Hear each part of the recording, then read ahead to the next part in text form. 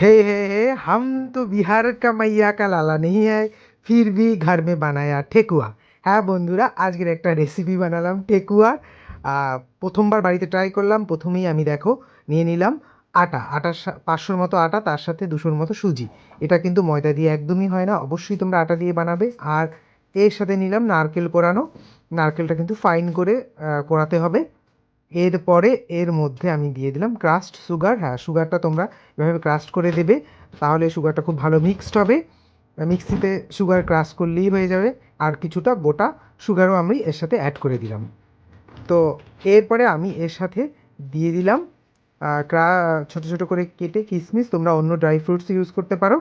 এরপরে দিয়ে দিলাম ঘি। হ্যাঁ, ঘিটা কিন্তু একটু বেশি পরিমাণ দিতে হবে। আমি কিন্তু প্রায় 250 মতো ঘি দিয়েছি। যত এটাই ঘি বেশি দেবে খেতে কিন্তু টেস্টি হবে।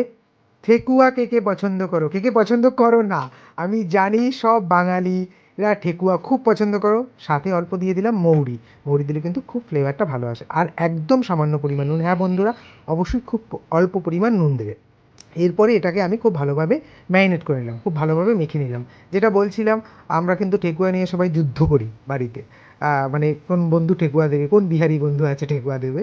আর ঠেকুয়া কিন্তু সত্যিই খুব ভালো। যখন মাখতে মাখতে দেখবে এইভাবে চলে আসবে, বুঝবে যে আমার মাখানোটা খুব সুন্দর হয়েছে। এরপরে আমি এর মধ্যে সামান্য পরিমাণ জল দেবো। জলটা কিন্তু একদমই অল্প দেবো, খুব একটা বেশি জল দেবো না। দেখো, এরপরে ভালো করে এটাকে মাখিয়ে আমি মণ্ড বানাবো। আমার মণ্ড বানানো কমপ্লিট। এরপরে আমি এইভাবে গোল করে বিভিন্ন শেপের তুমি ঠেকুয়া বানাতে পারো, যে শেপ পছন্দ। বিভিন্ন ডিজাইন করতে পারো, আমরা বিভিন্ন রকম ডিজাইন ট্রাই করেছি আজকে। এরপর আমি কাঁটা চামচ দিয়ে ডিজাইনগুলো করে নিলাম।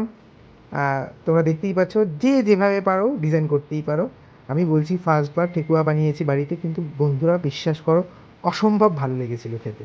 দেখো, এই যে আমার কিন্তু ঠেকুয়া বানানো কমপ্লিট। তো কে কে ঠেকুয়া পছন্দ করো সবাই কিন্তু কমেন্টস করে অবশ্যই জানিয়ে। আর যদি ভিডিওটা ভালো লাগে অবশ্যই শেয়ার করে দেবে। বাড়িতে কিন্তু তোমরা এইভাবে ট্রাই করতে পারো। এরপরে আমি একটা ফ্রাই প্যানে গরম সাদা তেল দিয়ে তার মধ্যে ঠেকুয়াগুলো আস্তে আস্তে ছেড়ে দিলাম। অবশ্যই কিন্তু এটা লো ফ্লেমে করবে, একদম হাই ফ্লেমে করবে না। তো যদি আমার এই রেসিপিটি ভালো লাগে অবশ্যই কমেন্ট করে জানিও, শেয়ার করো।